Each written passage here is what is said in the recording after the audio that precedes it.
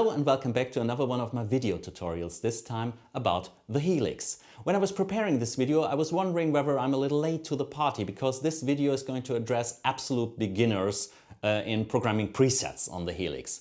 But then again, when I visit forums about the Line 6 Helix, I often encounter people who have a hard time building these presets themselves, and they can't find what they're looking for in custom tone. At the same time, they complain that it's also complicated, that they can't do the routing, or the DSP is used up, which is normally not the case. They're just using it inefficiently.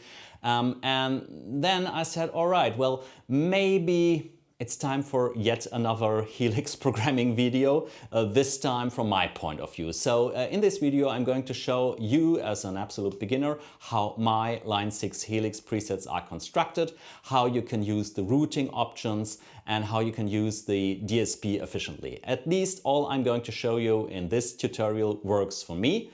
And I'm going to upload the Helix preset in question after doing it on custom tone, so you can download it and maybe use it as a template for your own creation. All right, so let's go over to HXEdit and start programming the Helix.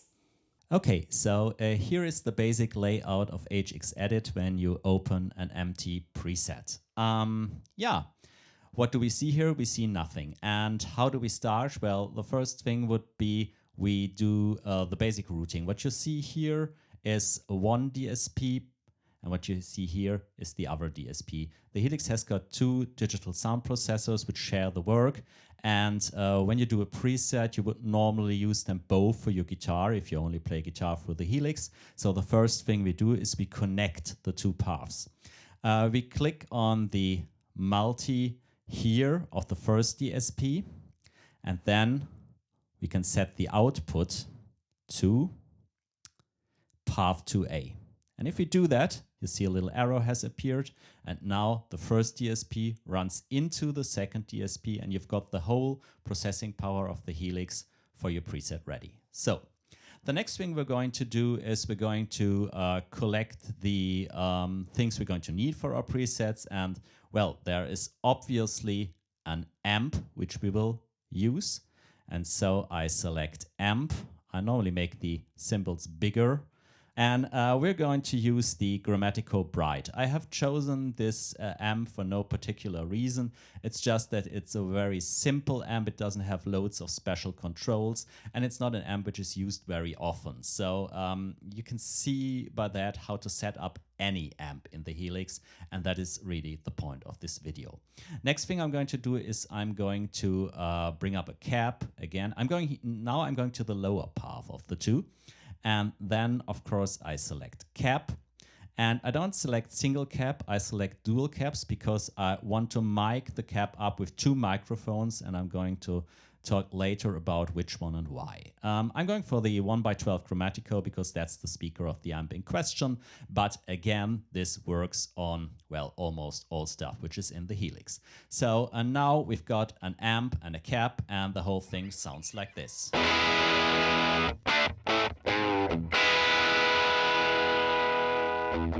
Next thing we're going to need is a compressor.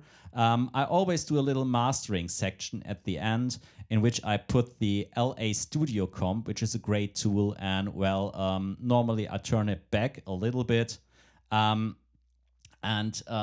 I take a look at the meters, and I dial it in so that it compresses just a little bit. We can't do that now because we're in the basic layout phase of our preset creation. And again, we come to that later. Now I'm going for the reverb section. And again, you can take any of these reverbs. I'll show you how I dial in mine. I'm just going for the easiest one, dynamic hall. That should be okay. And what I do now is I drag that down. And then there's a little parallel path which appears here. And I set it up so that it's just parallel to the compressor. Yeah, you got this reverb parallel to the compressor. Why do I do that? Well, because I normally want the dry signal to be compressed, and then parallel to it, I'm mixing reverb. And that is the first thing we're going to do. I'm setting the mix and the reverb to 100%. So the lower path only carries the reverb, and that meets here, and then I can dial the lower path, which is B level here down, and then the reverb is mixed to the compressed signal, sounding something like that.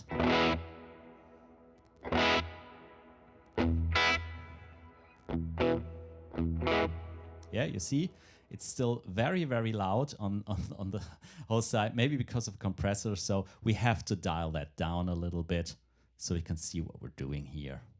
Channel volume is the overall volume of the amp. I'm still getting a little bit of overdrive on my audio interface, which is set to unity gain, so this is really loud at the moment. So this is better. So what we see here is reverb too much too long. We're going to have to dial that down. I'm just opting for a smaller room size here. I won't go into all these parameters here, as it's not really our topic at the moment. You see, it's a little bit less of that room. It's still very loud, so I'll dial it back here. You remember second path. Now that's better. And now I have like delayed compressor roughly set up. When I create a preset, I go back to front. Yeah. And now we set up compressor and reverb. Now we're going for the cap. So I have to mic that up. Normally I mic things up always again starting with the other slot. And I always go for the 1-2-1 ribbon. A ribbon microphone is a very neutral microphone. I'm going to put that a little bit closer, maybe around here. 1.75 inches should be enough. And I'm putting this cap edge. If it's not bright enough, I'll turn it more to the center. But what we just heard, this signal is very bright in itself. So this is my bass sound. It's the ribbon mic. And normally I combine the ribbon mic with a dynamic mic. And the three dynamic mics I use most often are the 57 dynamic, the 4-1 dynamic, and the 906 dynamic. And here in this video I'll choose the 906 dynamic simply because I like it and I want to show it to you. It's not a common mic like the other one I just shown you, but well, never mind. I put that up really close to the loudspeaker and also go for cap edge as a starting point, and then I play a little bit guitar.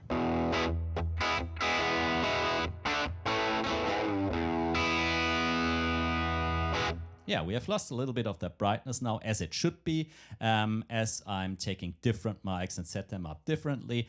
For my liking, it's still a little bit bright, so I just move the mic a little bit around.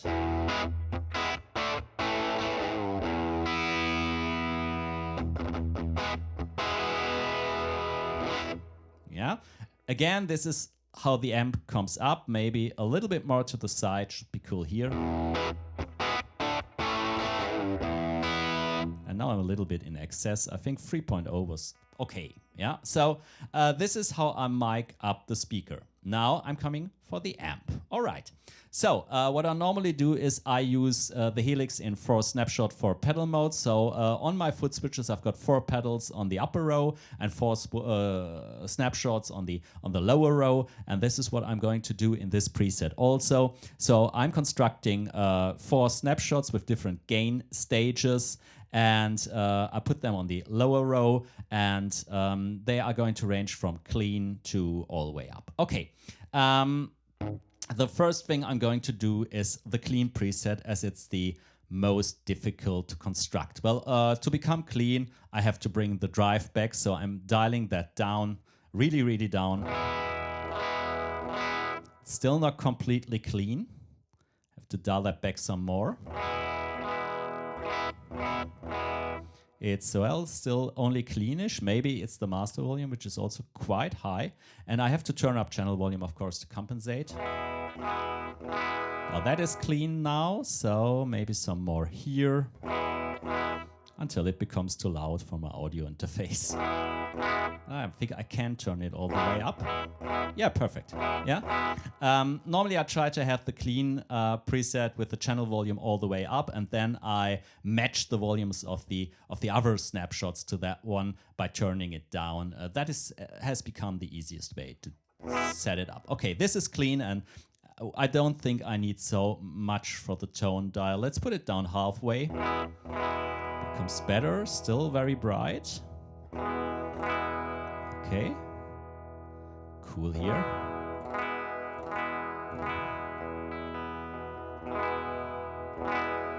Much better now. Yeah. Okay. Maybe we turn down the treble as well a little bit. Yeah, you would normally do that to your liking as you would on a normal amp. For the moment, I'm keeping it like this. I would have to tweak some more if this was a live situation, but then again, we don't have a song in mind, we don't have a band in mind. We're just setting up this amp to basically work. You will have to tweak that to your liking there. Okay, and that is the first snapshot. So I press right-click on the snapshot, rename, and call that clean. Okay, so the next thing we're going to do is we're going to bring the amp to the edge of breakup for the second snapshot. Yeah, now we're introducing snapshots, and I'm going to introduce a snapshot to the drive parameter, which is that one, by right-clicking, and then I have here the options snapshots. Yeah, I will also need snapshots on the channel volume parameter. I could again right-click and select snapshots, but then again I can also hold the option key on my MacBook and press channel volume, and then it's also snapshot assigned. If you're a Windows user, I think the Alt key should be the one on your keyboard. Maybe you want to check that out. And now I have these two parameters assigned to snapshot.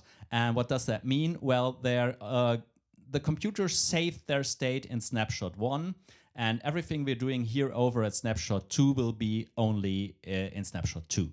And when I call up snapshot 2, these settings are going to appear. We want some edge of breakup tone, so I'm bringing the drive a little bit up. At the same time, I will have to bring down the channel volume, or else we get an overdriven signal in my audio interface. Let's see what we have here.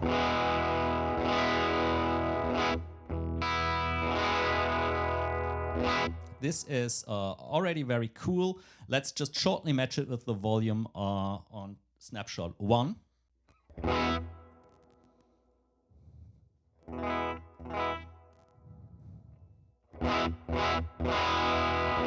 Yeah, it could do a little less drive, so.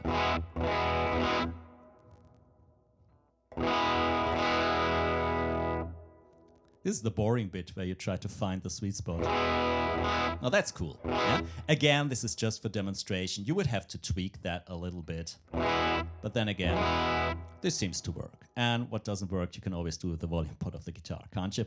All right, very cool. And this is our edge of breakup. So I give that thing a name, edge of breakup, EOB, what have you. Okay. The third thing I want to do, so I'm heading over to snapshot 3, is an overdriven tone. Yeah, so I'll bring the drive really, really up so I can play some big power chords, and I'll bring the channel volume down because it's going to be hugely louder. And let's see what we have here. Okay, that's too quiet. Turning it up again.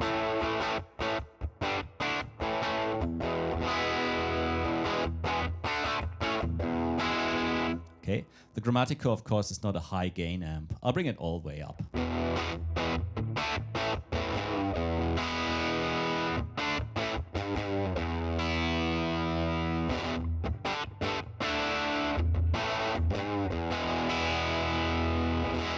I think that it's a little bit stuffed now, so I'll bring it down actually a little bit.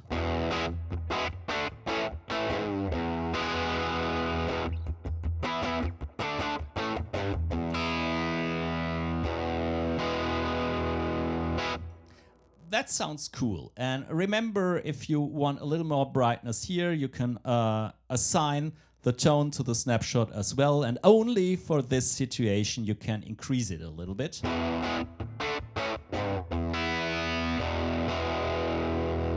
Now that is cool. Yeah. And this might be our OD rhythm sound. And we can do all sorts of OD rhythm stuff with it. So I'll just name it OD rhythm. Very cool. Okay. So now we've got 3 snapshots, and of course we have become guitar players to play loads of solos. So I'm going to do a solo snapshot on snapshot 4. We need a whole lot of drive there, and as we have seen, this one's, well, a rather low drive model, so we need to boost it actually. So I have to bring up a boost pedal, because if I play my solos like this, this is not really, well, solo material. We could use it for blues though, but I'm really going for these big guitar solos now. I will need a boost pedal. I'm finding it right here under distortion, and I'm going for the Kinkley boost for sake of simplicity.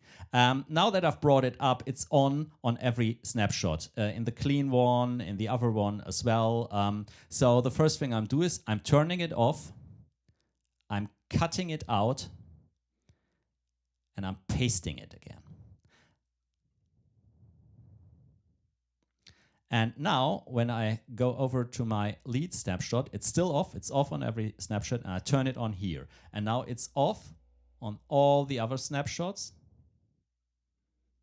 and it's on my lead snapshot. Okay, now I can set up the boost pedal. I select it to be a boost. Let's see how that works.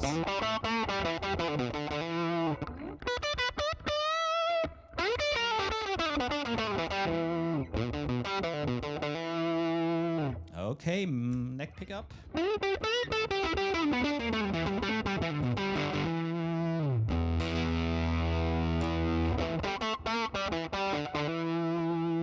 Yeah, pretty nice. You will have to tweak that to your liking though. This is just a short walkthrough how I construct my presets though. A big solo needs, of course, delay, so I'm going to the end of my signal chain because I put delay at the end of my signal chain. And again, I'm bringing up the delay. And again, for sake of simplicity, I'm just going for the tape delay. I always set it to match the time though. What I'm doing is I'm turning this off here, cutting it out, pasting it back again. So it should be off in every snapshot. Worked. Okay, fine. So I'm turning this on again. I like my delays to be subtle, so I'm turning it down here as well. Let's see how that sounds.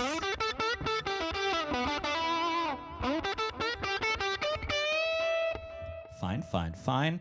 It's a little bit long, so I'm turning it down lower. I bring the mix a little bit down to 20%. And I'm switching to the neck pickup again.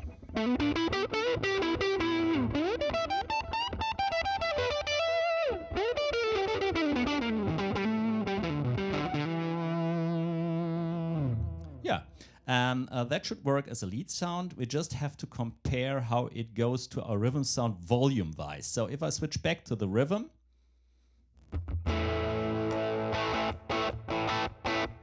and now I go over to the lead. Yeah, the increase in gain is okay, but it also needs a little bit increase in volume as we want our solos to really cut through stuff again. And rhythm. That should be okay. Fine. One last thing I'm going to show you is I'm going to use further effects now. We've used boost, which is overdrive distortion material, which comes before the amp. What about modulation or other stuff you would normally place into the FX loop of your amp? Well, I'm making a little bit space here because this is going to be the effects loop of my amp here and here, that one. I'm putting modulation effects always between amp and speaker if I use the overdrive from the amp, what we're doing here. So we go into our virtual effects loop, maybe here. Here's the amp, here's the speaker. We bring up some modulation. And my favorite chorus, by the way, is the Ampeg liquefier in the Helix. I really like to use it. I can't find it at the moment, though. Let's see. Found it. So here is the Ampeg liquefier. And again, I'm doing the little trick I saw on Steve Salacci's channel with the cutting out and posting it again so it's off in every snapshot. I want that, of course, to work in the clean snapshot. So here we are at the clean snapshot. I'm turning that on again, and now there should be a beautiful chorus. If a little bit high on depth and mix, turning that down a little bit.